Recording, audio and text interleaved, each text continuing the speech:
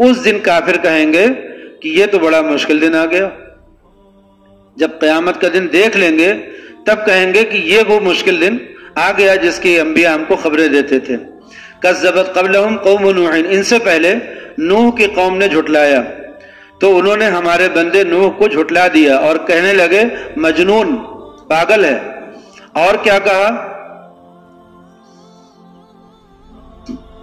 اور کہا کہ یہ دیوانے ہیں، پاگل ہیں، اور انہیں دھمکیاں دی گئی. بس زجر فدعا ربہ، نوح علیہ السلام کا یہ حال 900 سال تک انہوں نے تبلیغ کی اور وہ 900 سال تک صبر کرتے رہے اپنی قوم کی نافرمانیوں پر، ان کی ایذا رسانیوں پر صبر کرتے رہے. یہ حال تھا ایذا رسانی کا کہ نوح علیہ السلام بستی سے باہر جاتے تھے، وہاں پر ان کو اوباش لوگ مل جاتے تھے اور وہ ان کو مارتے تھے. نوح علیہ السلام بے ہوش ہو جاتے تھے، پھر ہوش میں آتے تھے، پھر دعا کرتے تھے کہ اللہ میری قوم کو ہدایت دیجیے، یا اللہ میری قوم کو ہدایت دیجیے. 900 سال تک اسی طرح وہ دعا کرتے رہے اپنی قوم کے لیے اور قوم کے لوگ ان کے ساتھ بدسلوکیاں کرتے رہے. پھر ایک دن وہ آیا جب انہوں نے کہا فدعا ربہ، انہوں نے اپنے رب سے کہا انی مغلوب فانتصر، کہ میں تھک گیا، میں عاجز ہو گیا، اب آپ ان سے بدلہ لے لیجئے، آپ ان کا انتقام لے لیجئے. وہ بھی پیغمبروں کا اور بڑوں کا دستور ہے کہ اپنے لیے نہیں کہتے، اپنے ساتھ جو جماعت ہوتی ہے اس جماعت کی تسلی کے لیے یا اس جماعت کی حفاظت کے لیے کہتے ہیں. یہ بڑوں کا دستور یہی ہے. نبی کریم صلی اللہ علیہ وسلم نے نوح علیہ السلام کا جب تذکرہ کیا لوگوں سے، صحابہ سے، تو آپ نے فرمایا کہ بڑے میاں نے جو صبر کیا اتنا تو صبر میں نہیں کر پاتا. 900 سال صبر کرنا آسان بات تھوڑی تھی. اسی لیے جن لوگوں نے پیغمبروں کا موازنہ کیا اور یہ لکھا کہ نوح نے تو بددعا کر دی، ہمارے نبی نے دعا، تو ان کو ان سے پوچھنا چاہیے کہ نبی صلی اللہ علیہ وسلم کو تو 23 سال مشکلیں پیش آئیں، نوح علیہ السلام کو 900 سال پیش آئی، تو کیسے یہ موازنہ صحیح ہوگا؟ اور خود ہمارے نبی نے کیا فرمایا؟ آپ نے فرمایا کہ اتنا لمبا صبر تو میں نہیں کر پاتا. یوسف علیہ السلام 25 سال جیل میں رہے اور جب ان کے نکلنے والا وقت آیا تو انہوں نے کہا کہ پہلے وہ مقدمہ درست کرواؤ جو ہوا تھا، اس معاملے کو درست کراؤ، پھر میں نکلوں گا. نبی کریم صلی اللہ علیہ وسلم نے یہ واقعہ سناتے ہوئے فرمایا کہ اگر میں ہوتا وہاں پر تو نکل آتا. آپ نے فرمایا کہ اگر میں ہوتا تو نکل آتا. یہ واقعات اللہ کے رسول جو ہیں وہ صبر کے پہاڑ تھے، صبر کے پہاڑ تھے. نوح علیہ السلام نے جو صبر کیا اگر وہ پیش آتا ہمارے نبی کے ساتھ تو آپ بھی وہی کرتے. جو یوسف علیہ السلام کے ساتھ پیش آیا آپ بھی وہی کرتے. لیکن آپ نے امت کو سبق دیا کہ ان کی جو قربانیاں ہیں ان کی قدر کرو. یہ مت سوچو کہ انہوں نے بددعا کر دی، یہ مت سوچو کہ انہوں نے ایسا کر دیا. موسیٰ علیہ السلام کے ساتھ جو واقعات پیش آئے وہ واقعات کیسے تھے؟ اب کوئی موازنہ کرے اور خامخواہ نبی کی فضیلت بیان کرے اس سے، تو یہ انبیاء کے درمیان یہ موازنہ تحقیر کے لیے نہیں ہونا چاہیے. فضیلت تو دی ہے، اللہ نے قرآن پاک میں کہا کہ ہم نے پیغمبروں میں سے بعض پیغمبروں کو دوسرے پیغمبروں سے افضل بنایا. اور نبی کریم صلی اللہ علیہ وسلم نے مختلف روایات میں یہ بات فرمائی ہے کہ اللہ نے مجھے وہ فضیلت دی ہے. مسجد حرام، مسجد اقصی میں جب انبیاء اکٹھا ہوئے تو امامت آپ نے کی. معراج کی فضیلت آپ ہی کو ملی، قیامت میں لواء الحمد آپ ہی کو ملے گا. تو فضیلت تو ہے، اس فضیلت کا انکار نہیں ہے، اس کی کوئی گفتگو نہیں ہو رہی. اس فضیلت کو ثابت کرنے کے لیے دوسرے پیغمبروں کا درجہ گھٹانا، اس سے انکار ہے کہ ہمارے نبی کی فضیلت اور افضلیت ثابت کرنے کے لیے دوسرے پیغمبروں کا درجہ گھٹانا، اس کی کوشش کرنا یا اپنی قابلیت دکھانے میں ایسی گفتگو کرنا، اس پر اعتراض ہے. کیا ہے لوگوں نے کتابیں لکھی ہیں اس میں اس طرح کے الفاظ لکھ دیے. تو خلاصہ کیا ہے کہ نوح علیہ السلام نے اس وقت یہ دعا مانگی انی مغلوب فانتصر، کہ اب میں تھک گیا، میں عاجز ہو گیا، بے بس ہو چکا ہوں، اب آپ ان سے بدلہ لے لیجئے. تو اللہ تعالیٰ نے پھر ان کے ساتھ بدلہ کا معاملہ کیا. اسی لیے یہ انی مغلوب فانتصر جو ہے یہ ایک دعائیہ جملہ ہے. اور جب بھی کوئی آدمی کسی معاملے میں بے بسی محسوس کرنے لگے تو کثرت سے یہ دعا پڑھے، انی مغلوب فانتصر۔ یہ نوح علیہ السلام کی مانگی ہوئی دعا ہے، انی مغلوب فانتصر، تو اللہ تعالیٰ اس کی برکت سے اس کا کام پورا کراتے ہیں۔ اگر اس میں ضرورت پڑی دشمن کو سزا دینے کی تو اللہ تعالیٰ دشمن کو سزا بھی دے دیتے ہیں۔ انی مغلوب فانتصر ففتحنا، دیکھیے اللہ تعالیٰ فرماتے ہیں کہ جب نوح نے یہ دعا مانگی تو ہم نے کیا کیا؟ پھر ففتحنا، پھر ہم نے کھول دیے آسمان کے دروازے، ہم نے آسمان کے دروازے کھول دیے ٹوٹ کر برسنے والے پانی کے ساتھ، تو اوپر سے ٹوٹ کر کے پانی برسا۔ اور کیا کیا ہم نے؟ اور زمین کو پھاڑ کر چشموں میں تبدیل کر دیا، نیچے سے زمینیں پھٹی اور چشمے بن گئے۔ وَفَجَّرْنَا الْأَرْضَ عُيُونًا فَالْتَقَى الْمَاءُ عَلَى أَمْرٍ قَدْ قُدِرَ، اور اس طرح دونوں قسم کا سارا پانی اس کام کے لیے مل گیا جو مقدر ہو چکا تھا، یعنی ایک طوفان آیا زبردست، اور نوح کو ہم نے ایک تختوں اور میخوں والی کشتی پر سوار کر دیا۔ وہ نوح علیہ السلام نے اور ان کے لوگوں نے مل کر کے خود بنایا اور اسی کشتی پر بیٹھ گئے جو ہماری نگرانی میں رواں دواں تھی۔ وَحَمَلْنَاهُ عَلَى ذَاتِ أَلْوَاحٍ وَدُسُرٍ تَجْرِي بِأَعْيُنِنَا، جو چل رہی تھی ہماری نگرانی میں، تجری بِأَعْيُنِنَا، جو ہماری نگرانی میں رواں دواں تھی، تاکہ اس پیغمبر کا بدلہ لیا جائے جس کی ناقدری کی گئی تھی۔ جزاء لمن کان کفر، یہ بدلہ تھا اس پیغمبر کا جس کی ناقدری کی گئی، جس کا انکار کیا گیا، جس کے ساتھ ظلم کیا گیا، یہ اللہ نے بدلہ لیا۔ وَلَقَدْ تَرَكْنَاهَا آیَةً فَهَلْ مِن مُدَّکِرٍ، اور حقیقت یہ ہے کہ ہم نے اس کو عبرت کی ایک نشانی بنا دیا، تو کیا کوئی ہے جو نصیحت حاصل کرے؟ اب سوچو کہ میرا عذاب اور میری تنبیہات کیسی تھیں۔ نوح علیہ السلام اور ان کے ساتھ جو چند مسلمان تھے، ان مسلمانوں کے ساتھ جو بدسلوکیاں ہوئی تھیں، ان بدسلوکیوں کی سزا اللہ نے نوح علیہ السلام کی قوم سے، نوح علیہ السلام کی قوم کو یہ سزا کتنی بڑی دی، کتنی بڑی سزا آئی۔ سب کے سب ڈوب گئے نا، اور ان کا سب کچھ مال تباہ ہو گیا، جائیداد تباہ ہو گئی، سب ختم ہو گئے، فنا ہو گئے۔ اسی لیے نوح علیہ السلام کو آدم ثانی بھی کہا جاتا ہے کہ وہاں سے انسانوں کا سلسلہ پھر سے شروع ہوا۔ اس میں ایک تنبیہ ہے اس بات کی کہ اللہ والوں کو ستانے کی ایک حد ہے، اس کے بعد جب اللہ اپنے بندوں کی طرف سے انتقام لیتا ہے تو وہ بہت زبردست اور بھیانک ہوتا ہے، بہت زبردست۔ اسی لیے کہا جاتا ہے کہ اللہ والوں سے کبھی بھی آدمی دشمنی نہ کرے، ان سے دشمنی یہ اللہ ہی سے دشمنی ہے۔ آخر اللہ نے اپنے پیغمبر اور ان کے ساتھ والوں کا بدلہ لیا کہ نہیں، اور فرمایا بھی ہے کہ جزاء لمن کان کفر، یہ بدلہ تھا اس بندے کے لیے جس کا انکار کیا گیا، حالانکہ یہ بدلہ تھا ان کے کفر کا، یہ سزا تھی ان کے کفر کی، کفر پر یہ سزا آئی تھی نا۔ لیکن کافروں کو یہ سزا نہیں ملتی کہ جو کافر ہوگا اس کو یہ سزا مل جائے گی، ان کافروں نے اللہ کے بندے کو ستایا تھا، اس پر یہ سزا آئی تھی۔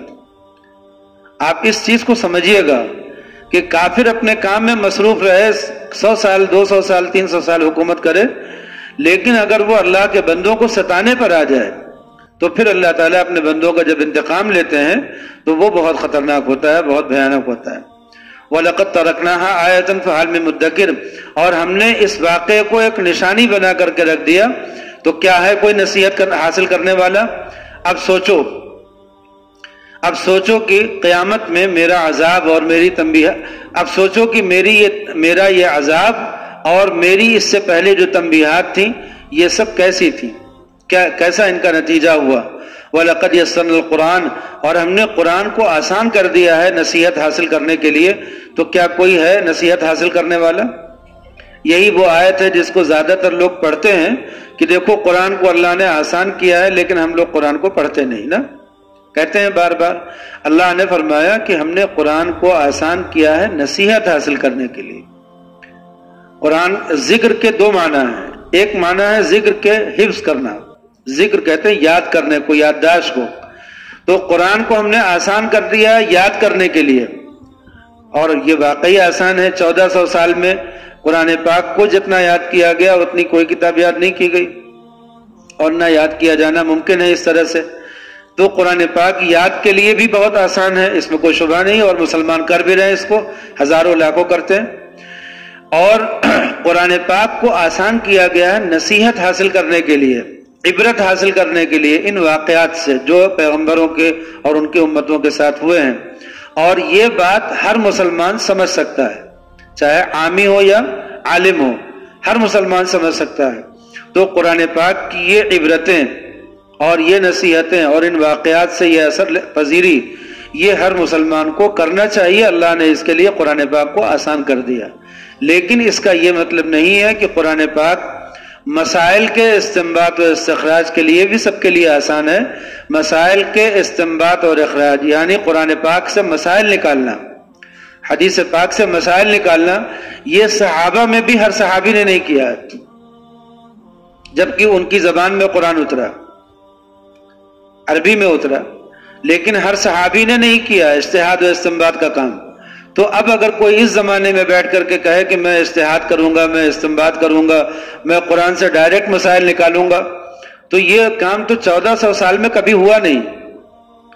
ایک قابل صاحب تھے، ندوی تھے، اور انہوں نے کہا کہ میں 90% مسائل میں امام ابو حنیفہ کی پیروی کرتا ہوں، 10 میں اجتہاد کرتا ہوں۔ بڑے عالم بھی ہیں، تو واٹس ایپ کے گروپ میں تھے، تو میں نے ان کو یہی جواب دیا تھا، میں نے کہا کہ جو 10 آپ جو اپنا کرتے ہیں وہ اس باقی 90 کو بھی مشکوک کر دیتا ہے، اس لیے اب آپ کے کسی بھی مسئلے پہ بھروسہ نہیں کیا جا سکتا۔ اجتہاد جو ہے ہر عالم کرتا ہے، ہر مفتی کرتا ہے، لیکن اس کا ایک طریقہ ہے، اپنے طریقے سے اپنے وقت بھی کیا جاتا ہے، اور اس سے کبھی فتنہ نہیں ہوتا، کبھی فساد نہیں ہوتا۔ اور یہ جو اجتہاد آپ فرما رہے ہیں، یہ اجتہاد کا دعویٰ ہے، اور دعویٰ کسی مجتہد نے آج تک کیا ہی نہیں، امام ابو حنیفہ نے نہیں کیا دعویٰ۔ اور اس سے بھی بڑی مصیبت ہے اجتہاد کی دعوت۔ اجتہاد کی دعوت تو کبھی کسی نے دی ہی نہیں ہے۔ کوئی سائنٹسٹ جو ہے کسی غیر سائنٹسٹ کو دعوت دے سکتا ہے کہ سائنس میں کلام کرو؟ نہیں نا، کہے گا نا پہلے اس راستے سے پڑھ کر کے یہاں تک آؤ، پھر کلام کرو، تب گفتگو کرو۔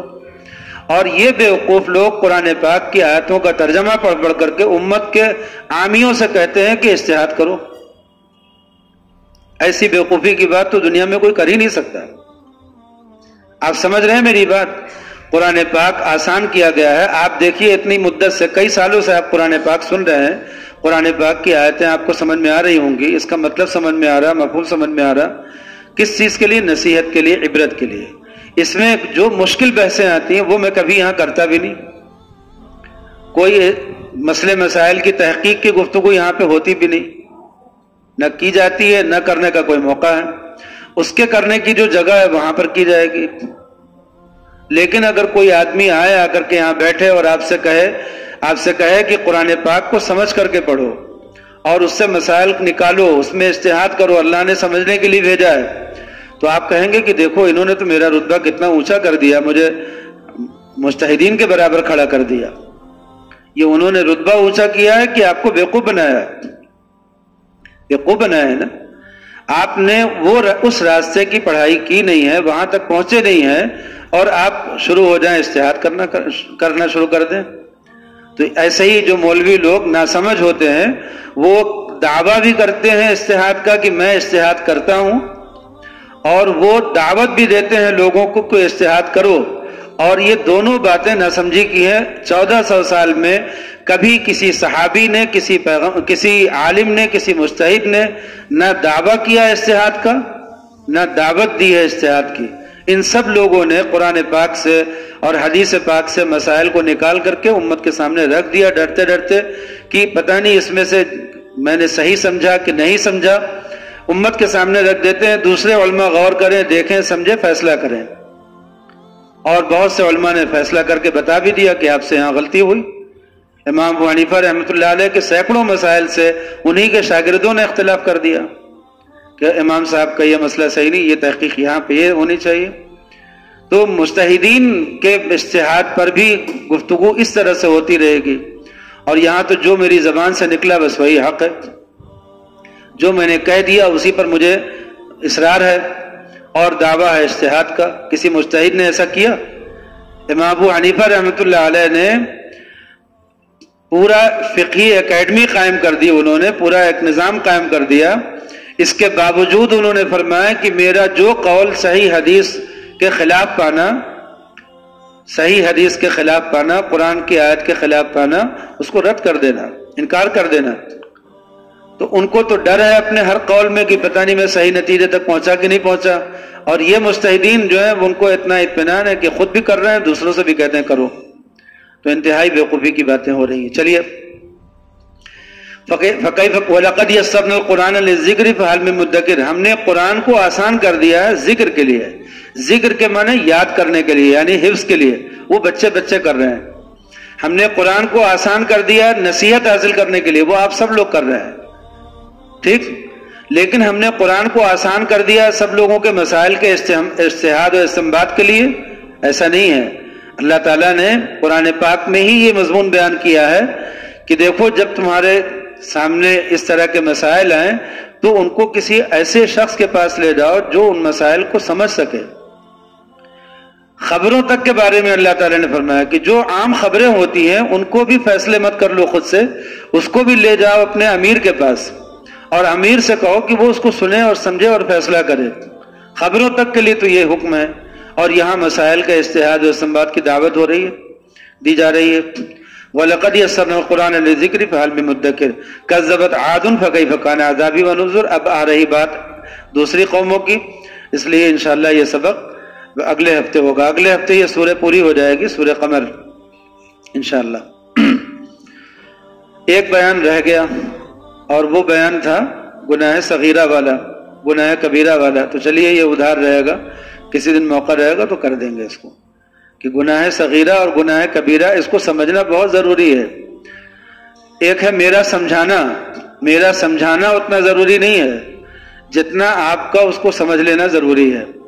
ایک چھوٹی سی کتاب ہے گناہ بے لذت، مفتی محمد شفیع صاحب رحمۃ اللہ علیہ کی لکھی ہوئی ہے، گناہ بے لذت. اس کو منگوا لیجیے، چھوٹی سی کتاب ہے، اردو میں ہے، اور اس کو پڑھ لیے. مفتی صاحب نے اس کتاب کا خلاصہ یہ ہے کہ مفتی صاحب نے یہ لکھا کہ ہم لوگ کچھ گناہ تو ایسے کرتے ہیں جس میں ہمارے نفس کو کوئی مزہ آتا ہے.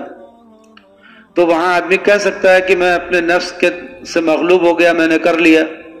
لیکن کچھ گناہ ایسے کرتے ہیں جس میں نفس کو کوئی مزہ بھی نہیں ملتا، پھر بھی کرتے ہیں، عادتاً کرتے ہیں.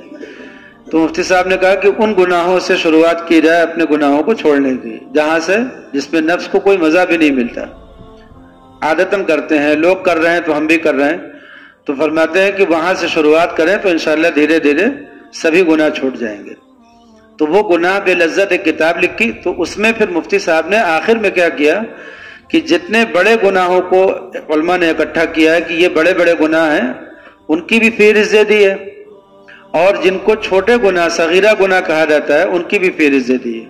کہ علماء نے کتابوں میں صغیرہ گناہوں کو، ان گناہوں کو صغیرہ میں شمار کیا، ان کو کبیرہ میں شمار کیا. اور وہاں پر انہوں نے اس کی نصیحت بھی کر دی ہے کہ گناہ صغیرہ بھی ہو لیکن اگر اس کو جان بوجھ کر کے بار بار کیا جائے تو وہ کبیرہ ہو جاتا ہے. صغیرہ گناہ غلطی سے ہو گیا تو گناہ نہیں پڑتا، ہو گیا فوراً توبہ کر لی تو معافی ہو جاتی ہے، توبہ نہیں کی لیکن کوئی نیک عمل کر لیا تو معافی ہو جاتی ہے.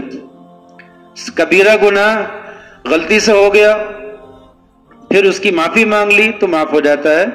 اگر کوئی دوسرا نیک عمل کیا تو اس سے وہ کبیرہ گناہ نہیں معاف ہوتا، البتہ اس نیک عمل کی برکت سے اس کبیرہ گناہ سے توبہ کی توفیق ہو جاتی ہے. توبہ کرنا تو ضروری ہے.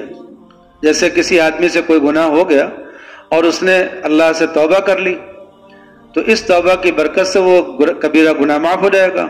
لیکن اگر اس نے توبہ نہیں کی لیکن کوئی نیک عمل کر لیا اس موقع پہ تو اس نیک عمل کی برکت سے اسے توبہ کی توفیق ہو جاتی ہے اور وہ معافی ہو جاتی ہے. حدیث شریف میں کہ جب کوئی غلطی ہو جائے تو اس کے بعد کوئی نیک کام کر لیا کرو، کوئی نیک کام کر لو، جیسے وضو کر لو، 2 رکعت سنت پڑھ لو، مسجد میں جھاڑو لگا دو، کوئی اور نیک کام، کسی کو صدقہ کر دو، کچھ کر دو. تو کوئی نیک کام کر لو گے تو وہ نیک کام اس برے کام کو مٹا دے گا. تو مٹانا 2 طرح سے ہوتا ہے. اگر چھوٹا گناہ ہے تو یوں ہی مٹ جاتا ہے، اگر بڑا گناہ ہے تو توبہ کرنے کی توفیق ہو جاتی ہے، پھر بھی مٹ جاتا ہے۔ تو بڑے سے بڑا گناہ